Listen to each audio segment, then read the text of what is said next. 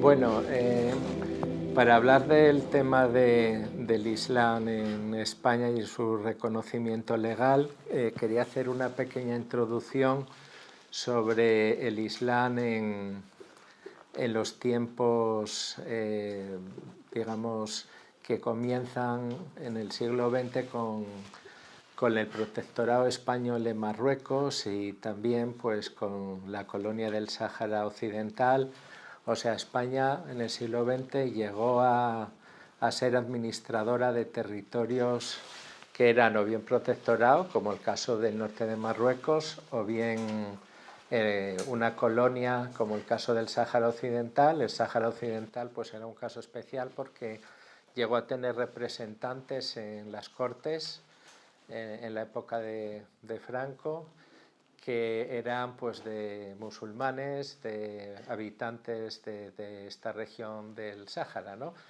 Entonces, digamos, la presencia del Islam en esa época existía. Hay que decir que también pues en España hay una serie de cementerios en diferentes provincias que son fruto de la guerra civil. Hubo muertos entre las tropas marroquíes que estaban con Franco en el bando franquista o nacional, y entonces pues eso llevó a que se crearan una serie de cementerios por parte de las autoridades españolas del régimen de Franco para dar sepultura pues, a estos muertos, ¿no? Hay que decir que en este sentido, pues en los años 60, en el año 67, se promulga una primera norma que tenía un cierto margen de libertad religiosa. Sobre todo hay que tener en cuenta que España en estos años pues estaba intentando de alguna forma acercarse a las estructuras europeas, y sobre todo por presión de Estados Unidos, sobre todo relativa a los protestantes, y también pues hay que decir que había también pues ya un principio de diversidad religiosa en España. Había testigos de Jehová, había unas pequeñas también comunidades musulmanas en la península, aunque realmente pues no tenían una estructura jurídica y eran muy pequeñas. Entonces, digamos, pues esto cambia totalmente en el año 78 con la promulgación de la Constitución Democrática, donde se reconoce ya en el artículo 16.3 pues la existencia de libertad religiosa, y también pues el principio de cooperación. Es decir, pues España venía de una larga tradición de oficialismo católico. Entonces pues no estableció un Estado laico, es decir, un Estado como otros países, como Francia, por ejemplo, sino era un modelo de aconfesionalidad. Es decir, el Estado pues adoptó una postura de neutralidad en el tema de la religión, y estableció un principio importante que era de cooperación. Es decir, que el Estado, aunque no tiene una confesión, sí está obligado a cooperar con todas las religiones para poder, digamos, pues promover una serie de valores que son importantes desde el punto de vista de la legislación española, que desde este punto de vista pues ve la religión como algo positivo, ¿no? Algo que hay que valorar y cuidar. Esto la diferencia de unas constituciones más laicistas, donde el Estado pues digamos no está obligado a cooperar con las religiones, incluso puede establecer un límite muy fuerte entre lo que es digamos las entidades religiosas y el propio Estado. Entonces, esta Constitución pues hablaba de la religión católica y las demás confesiones religiosas, efectivamente, dando de este modo una cierta preeminencia a la Iglesia Católica, algo que era entendible por el contexto histórico que vivíamos, ¿no? de un confesionalismo católico durante muchos siglos, desde los reyes católicos prácticamente hasta la Constitución española, donde el catolicismo pues había sido una pieza clave de la identidad española, ¿no? Hasta el punto, hay una anécdota que poca gente conoce en España, pero durante un tiempo España tenía el control en Estados Unidos de lo que llamaban la Luisiana, que no es el estado actual de Luisiana, sino era prácticamente la mitad de Estados Unidos, ¿no? La zona continental. Y cuando se independizan los Estados Unidos, pues había un régimen muy federalista en la cual los estados, algunos eran semi-independientes, y entonces el estado de Kentucky quería tener una salida al Mississippi que España controlaba en ese momento, y entonces pidió incorporarse al Imperio Español, el estado de Kentucky. Y sin embargo, ¿cuál fue? Que digamos, España, pues lo lógico era que hubiera recibido esto con los brazos abiertos, ¿no? Tener en medio de Estados Unidos una parte del Imperio Español, y sin embargo España rechazó la propuesta. ¿Por qué? Porque no eran católicos. O sea que hasta ese punto España estaba totalmente identificada con la realidad del catolicismo. Entonces, bueno, llegamos a la Constitución y luego llegamos al año 1980, que se promulga la primera ley de libertad religiosa, una ley orgánica, ¿no? Entonces todo esto pues va acompañado con una serie de hechos a nivel social, que era la aparición de comunidades musulmanas, sobre todo al principio en Andalucía.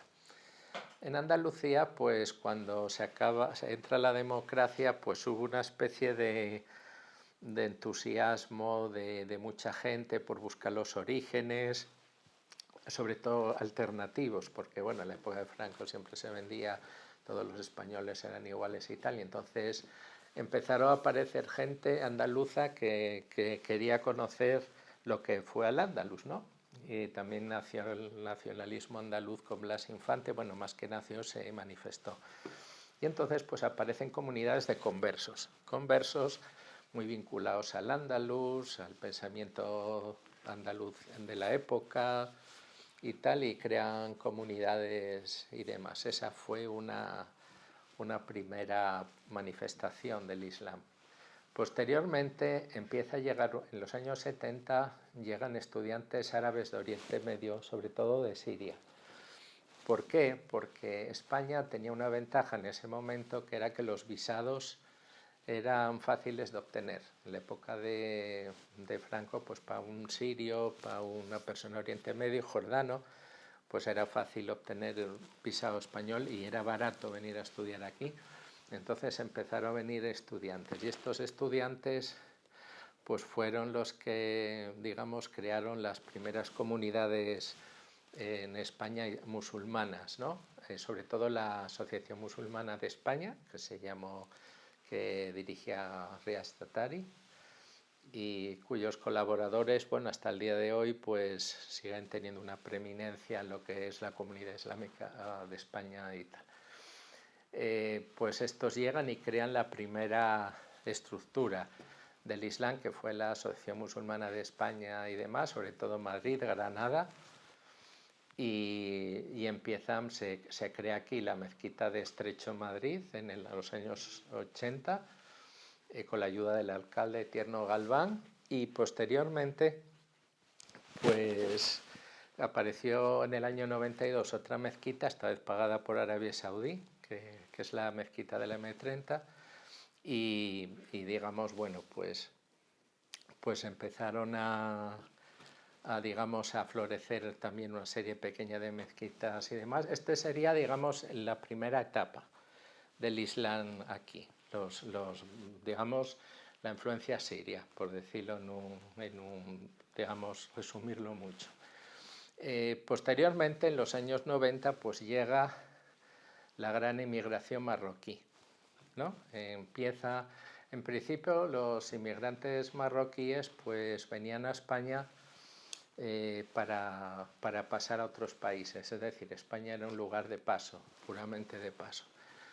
Pero a partir de finales de los 90, España tuvo un despegue económico importante. Hablamos de, bueno, ya de época de Felipe González, Aznar y tal, tuvo un importante despegue económico, y esto hizo que muchos marroquíes vinieran aquí y se instalaran en España. Entonces, este fue el gran boom cuando, digamos, pues desde, hablamos del año 90, podía haber 100.000 musulmanes en España, y en la actualidad hay con 2 millones. Es decir, podemos hacer en un periodo de 30 años se ha multiplicado la población musulmana, y esto pues hay que decir que, a diferencia de otros países como Francia, donde por ejemplo hay de todo, turcos, argelinos, marroquíes, tunecinos, etcétera, es una comunidad diversa, pero la comunidad española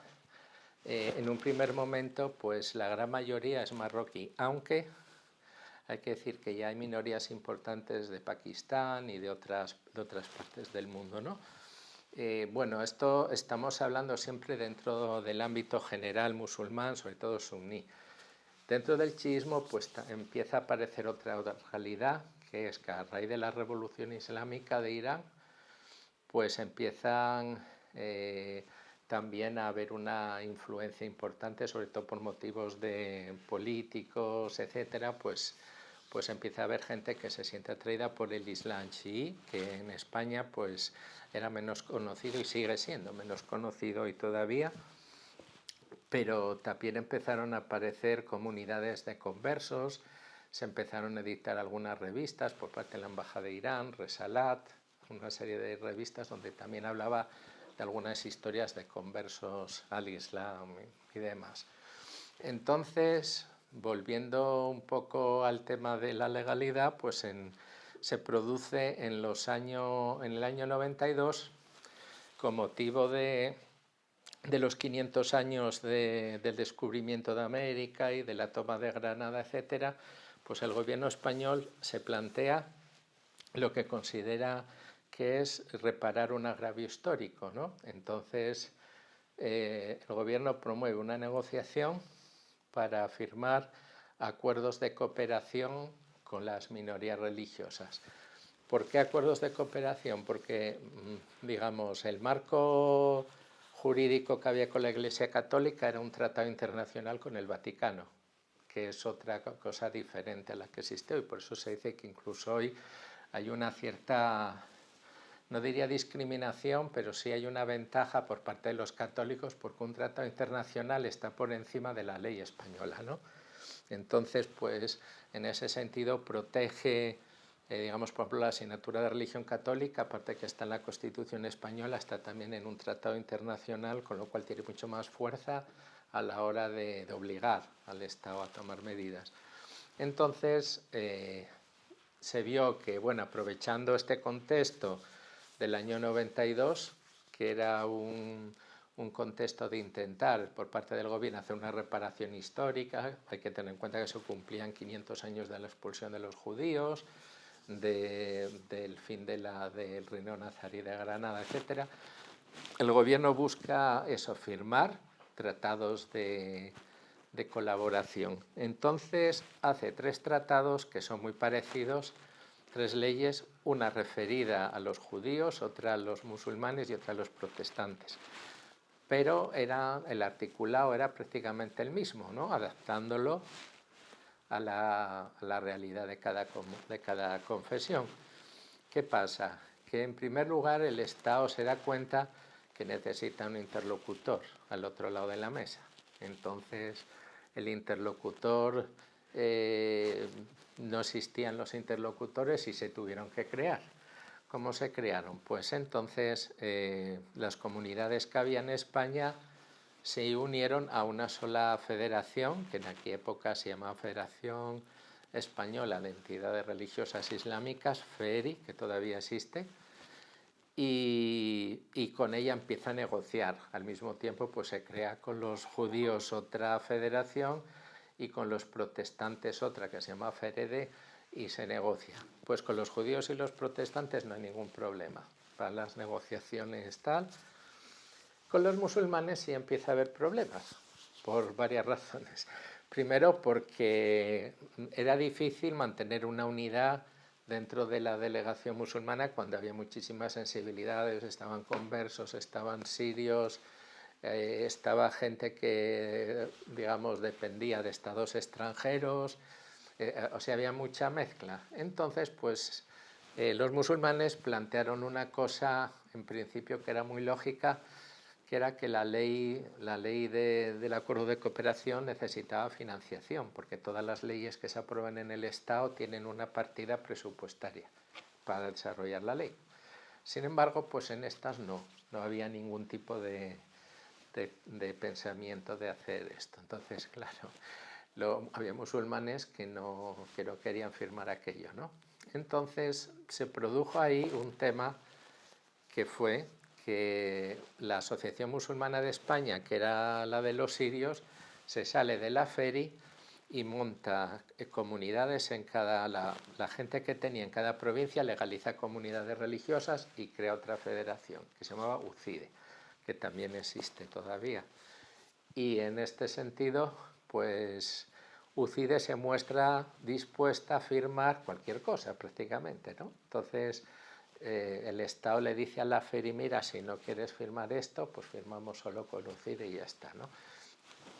Al final, pues bueno, firmaron las dos y se crea el acuerdo de cooperación. No me voy a extender mucho sobre el acuerdo porque todavía hoy pues hay partes que están desarrolladas y otras no. Entonces, las partes que no están desarrolladas, pues por ejemplo, cabe mencionar el tema de los cementerios. O sea, el acuerdo intenta buscar todas las facetas que pueda cooperar el Estado con la comunidad musulmana, en el caso del acuerdo con los musulmanes, y contempla pues desde el estatuto de los imanes, que pueden tener seguridad social, cementerios, establecer parcelas de cementerios musulmanes o incluso cementerios, etcétera, el tema de la enseñanza del Islam en la escuela, el tema de visitas a hospitales, prisiones, etcétera. Es decir, es un acuerdo amplio, ¿no? ¿Qué pasa? Que bueno, sí, se firman los acuerdos y tal, y digamos, la estructura del Islam en España, pues como hay dos federaciones y dos grupos, pues llega un problema porque, digamos, pues se crea una estructura o sea, bicefalia, es decir, hay dos secretarios generales, no hay presidente en la CIE, en la Comisión Islámica de España, y hay dos secretarios generales. Y estos, para cualquier cosa, tienen que firmar los dos, para cualquier pacto con el Estado, etcétera, y entonces eso pues queda bloqueado, ¿no? Durante años. Entonces, pues el acuerdo no se desarrolla, etcétera, y el tema de la enseñanza pues queda ahí bloqueado también. Y después, pues digamos, pues el tema de los cementerios, ahora mismo, después de lo de la COVID, pues se ha convertido en un tema urgente, porque hay gente de cierta edad que están ya en una edad ya más avanzada, y entonces pues se está intentando llevar eso adelante, pero es decir, que el acuerdo no se desarrolla, ¿no? Entonces, bueno, la Comisión Islámica pues también hay que decir que no llega a la gran masa social, pues la mayoría de musulmanes no conocen la CIE, no le ven ninguna utilidad, porque también el acuerdo hay un problema también porque, digamos, la Comisión Islámica de España solamente nace para gestionar el acuerdo, pero no es la representante del Islam, pero muchos de la CIE sí creen que son representantes del Islam, o incluso los califas, ¿no?, del Islam en España. Y bueno, al final pues se crea un escenario caótico.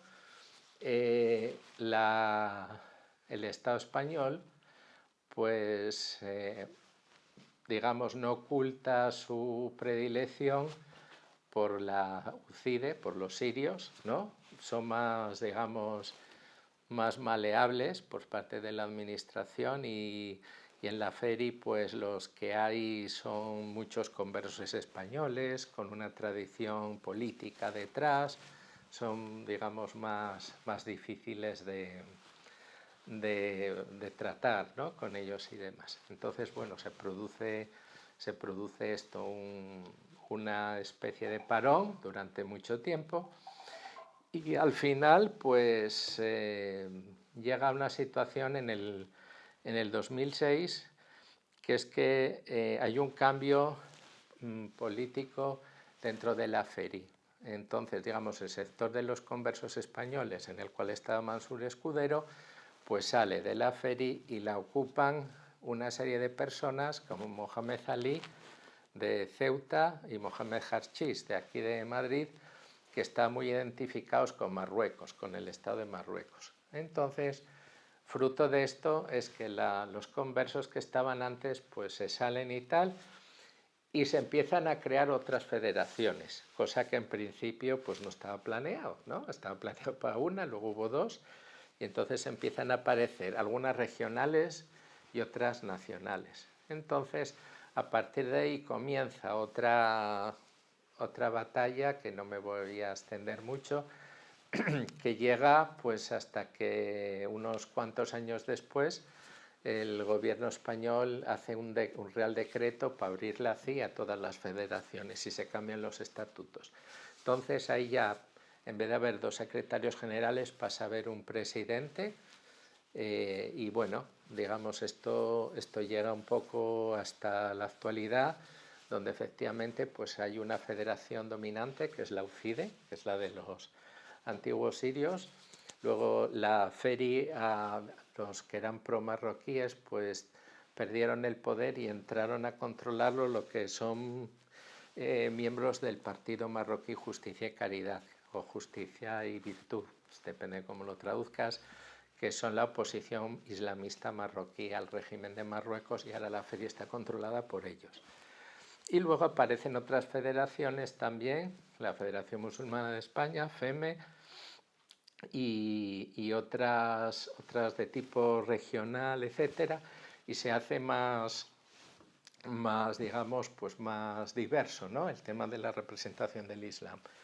El problema pues llega ahora recientemente con la muerte de Tatari, que era Tatari tenía pues un carisma porque era de los antiguos, él fue de los sirios que llegó en los 70 y fue durante mucho tiempo pues secretario general de la CIA y luego su presidente de la Comisión Islámica de España, y entonces pues fallece, y otro de los antiguos colaboradores suyos, que es Ayman Adli, es ahora presidente de la CIA, que es también de los sirios, ¿no?, del grupo de los sirios que llegaron en los años 70.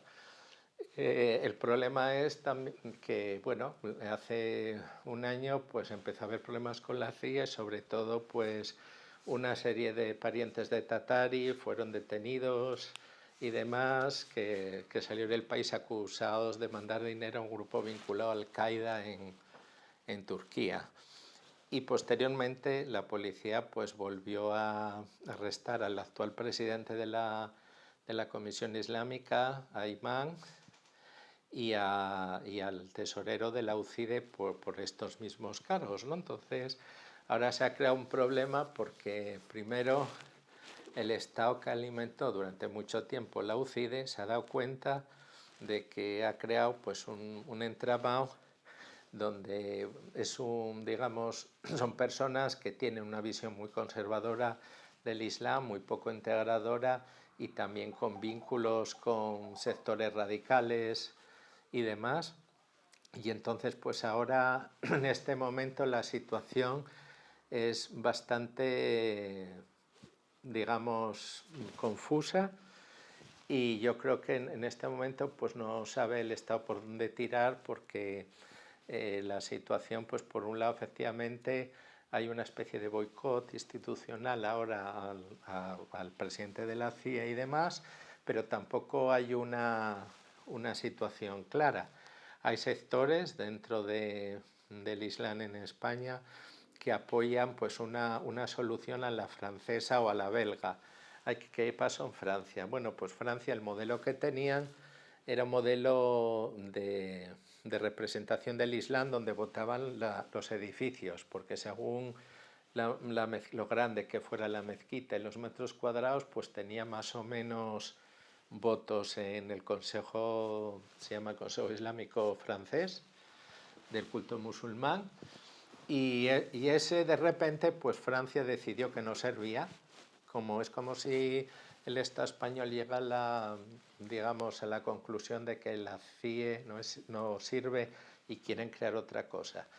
Y creó pues un sistema parecido al alemán, que en Alemania pues no, como es también un islam muy plural, que hay turcos, hay magrebíes, etcétera, pues lo que han hecho es coger a gente que ellos consideran que es representativa y han creado un consejo que nombra el gobierno alemán y ahí debaten las cosas. Pero bueno, ahí hay desde empresarios, no son religiosos todos, hay empresarios, hay líderes estudiantiles, hay religiosos, hay imanes, etcétera, pero ha montado eso, ¿no? En Alemania. Entonces en Francia Macron, pues en medio de los problemas que hay ahora ahí en Francia, pues ha intentado cambiar a ese modelo, y lo último que ha pasado es en Bélgica, que han hecho lo mismo. En Bélgica había el Ejecutivo de Musulmanes de Bélgica, que empezó a tener problemas con el gobierno de Bélgica. De hecho, había una gran mezquita en Bruselas que estaba llevada por Arabia Saudí,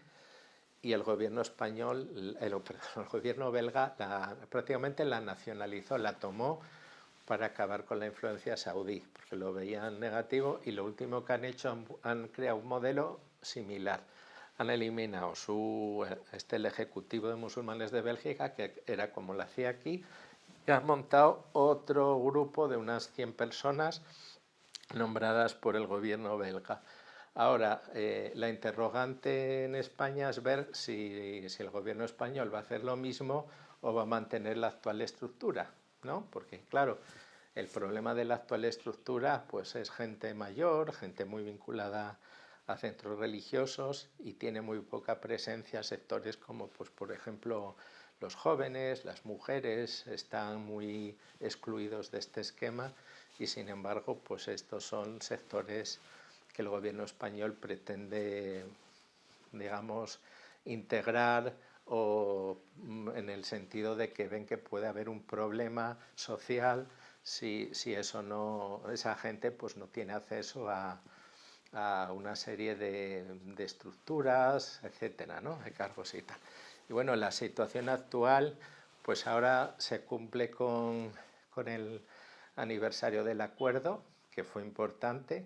Hay gente que critica el acuerdo, pero otros dicen que hoy sería muy difícil volver a aprobar aquellos acuerdos. Hay que decir, por ejemplo, que cuando se votaron en las Cortes el acuerdo con los musulmanes, creo que tuvo un voto en contra y como 6 abstenciones. El resto votaron todos los grupos a favor. Pues eso hoy en día, con la coyuntura que vivimos, sería difícil de repetir. Entonces, como no quieren, digamos, se sabe que el acuerdo puede ser cambiado y mejorado, pero no quieren entrar en eso por el miedo, sobre todo, a abrir el debate del tema de la representación del Islam ahora, en estos momentos.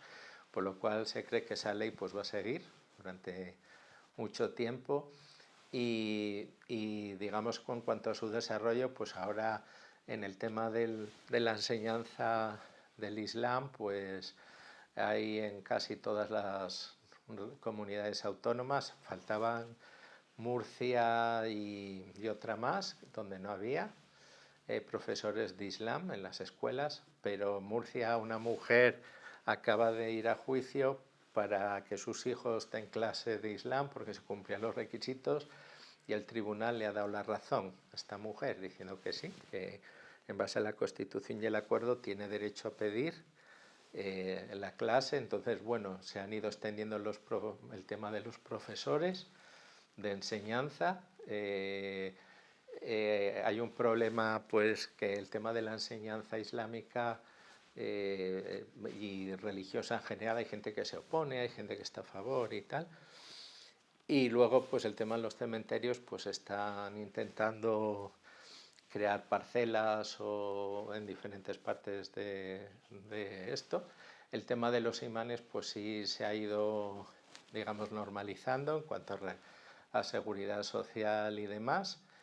Y las visitas a hospitales, pues se ha firmado un acuerdo en Madrid para visitas de religiosos a hospitales. En las cárceles, pues pues aparte de eso está, digamos, en el País Vasco y Cataluña funcionan de forma autónoma, tienen transferidas las competencias. En el resto del Estado hay 15 imanes que visitan centros carcelarios. Hay alguna cárcel que no tiene su imán, que ha habido una serie de problemas. Otro problema es también el dinero, porque, por ejemplo, Barcelona, en Cataluña, pues los imanes cobran 400 euros al mes por ir a las cárceles una vez a la semana.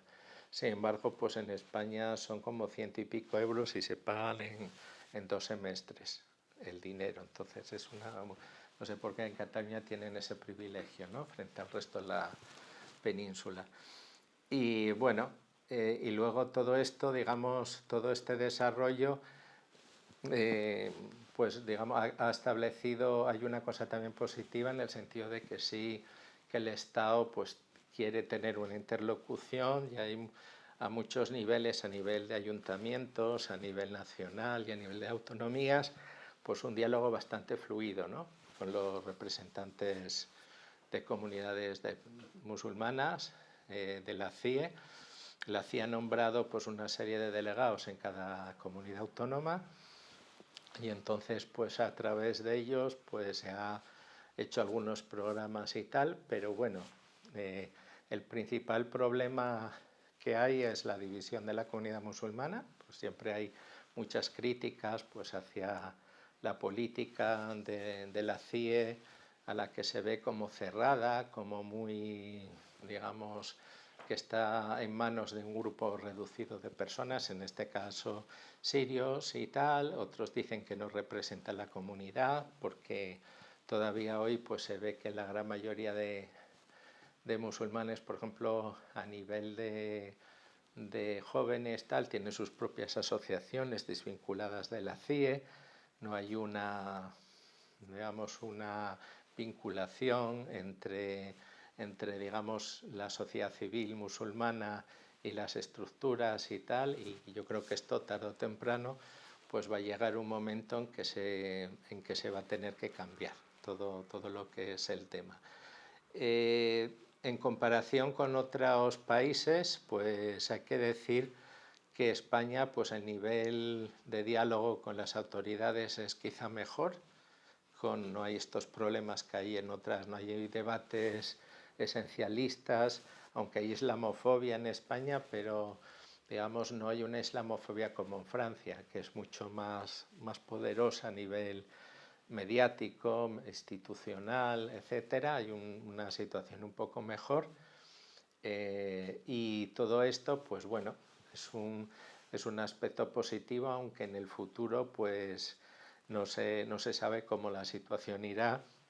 Hay también que decir, eso no quería olvidar, que en España hay también un órgano que se llama la Fundación Pluralismo y Convivencia, que se encarga, depende del Ministerio de Presidencia ahora, y estos se encargaban pues de dar subvenciones a comunidades locales, a mezquitas y a la propia CIE, ¿no?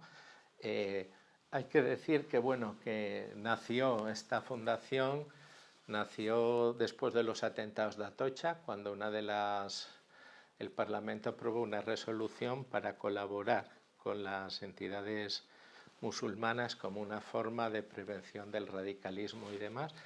Y entonces, pues esta fundación, cuando nace, empezó a ayudar a mezquitas a nivel local con unas subvenciones pequeñas, eran 4.000, 5.000 euros, y a las federaciones. Y posteriormente pues fue desarrollando desarrollando una política de colaboración con ayuntamientos, con otras autoridades, y ha hecho en este sentido un buen trabajo con respecto a las minorías, porque ellos funcionan con todas las minorías. ¿Cuál es el problema? En primer lugar, la financiación.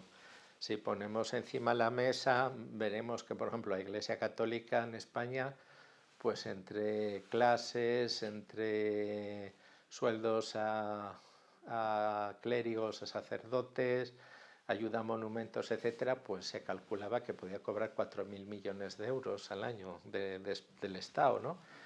¿Cuánto cobraba la Fundación Pluralismo y Convivencia? Pues 4 millones, 1.000 veces menos, y estamos hablando de que con ese dinero tenía que financiar a la minoría musulmana, a la judía y a la protestante, y pagarse ellos mismos todo su aparato, ¿no?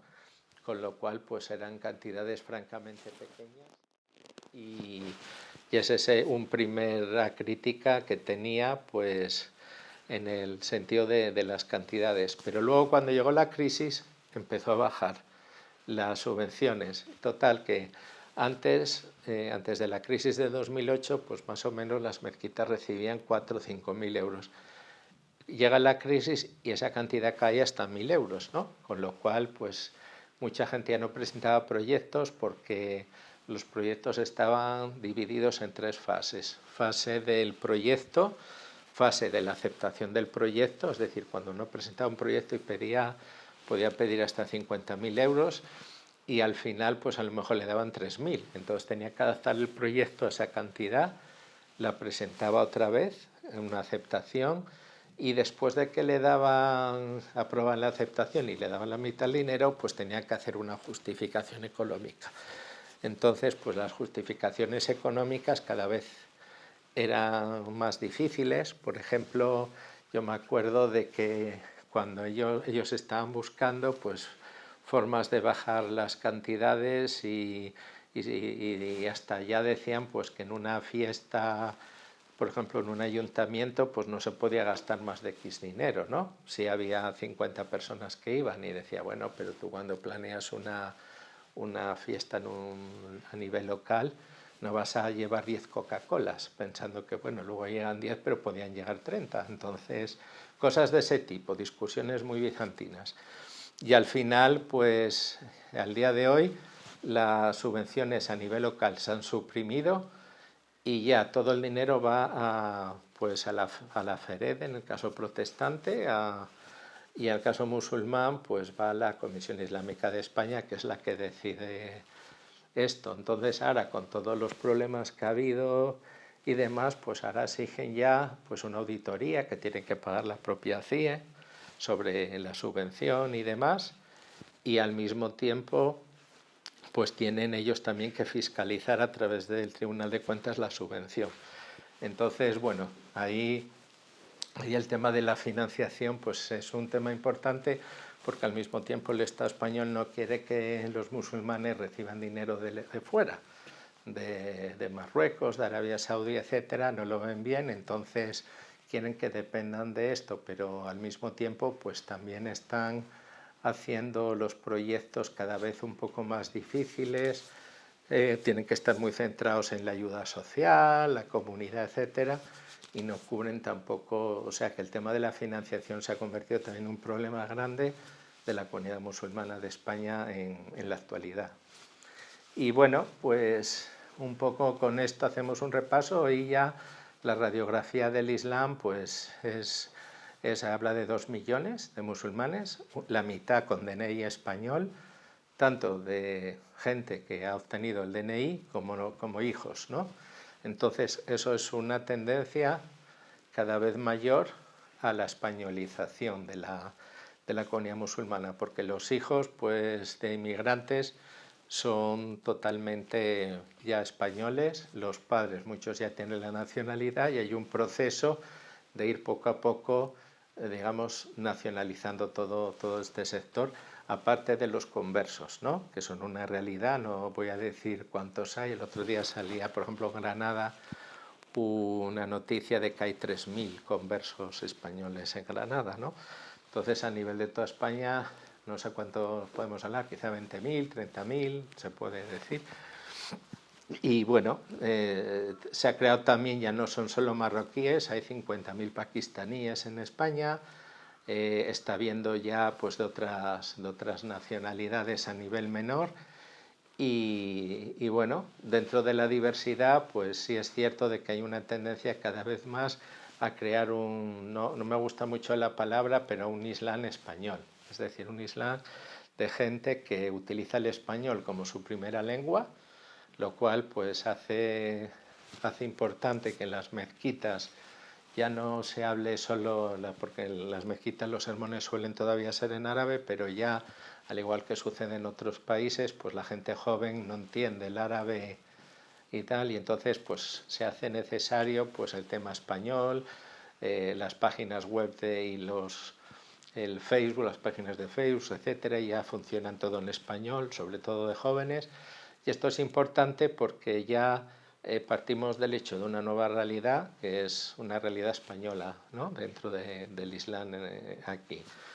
Y también, bueno, la diversidad, también hay que decir que hay pues ya no solamente, digamos, marroquíes de la escuela maliki, sino pues hay de otras escuelas suníes, hay bastantes grupos sufíes que tienen los sufíes tienen como su propia dinámica, tienen sus comunidades que hacen otro tipo de prácticas como música, como también recitaciones, etcétera. Y también, por supuesto, una comunidad chií que es minoritaria, pero que tiene un papel importante dentro del panorama y, digamos, está más organizada y más activa, ¿no? Tiene una larga trayectoria, y lo interesante también es que ahora la comunidad chií tiene acceso también a la posibilidad de visitar sus lugares santos, sobre todo que están en Irak, allá hacia Kerbala, porque en la época de Saddam, por ejemplo, Saddam Hussein, eso estaba cerrado y no se podía ir. Sin embargo, ahora sí se puede ir, y eso pues lleva a una mayor presencia del Islam chií aquí, de musulmanes españoles allí, ¿no? Bueno, hay que decir, bueno, ya por último, que la comunidad musulmana, pues dentro del mundo hispano también hay una cierta unidad, sobre todo a nivel internet, porque hay gente que hoy en día en las páginas web se publican trabajos o artículos que inmediatamente, pues cuando ves los lugares de visita, descubres que, bueno, que están Argentina, México, pues son muy leídos esos artículos, lo cual también la comunidad islámica española pues está proyectando una influencia en el exterior, en los países de América Latina, donde también está habiendo pues una importante presencia del Islam creciente, ¿no? De hecho, uno pues puede ir a países como Colombia y ya ve incluso mujeres con pañuelo en la calle, etcétera. Y bueno, o sea, digamos, pues hay fruto de la globalización, pues ahora mismo estamos cada vez apareciendo, pues eso, ¿no?, una serie de interconexiones de personas dentro de España y del mundo hispano, y todo esto pues está contribuyendo también a una serie de intercambio de información que es muy fácil, ¿no? En la época, hay que decir que en los años 70 para conseguir un texto del Islam era muy difícil. Hoy en día pues hay mucho en internet de todo, ¿no?, de cosas buenas y malas también. Entonces, bueno, nada más, yo creo que con esto hemos hecho un panorama general, ¿no?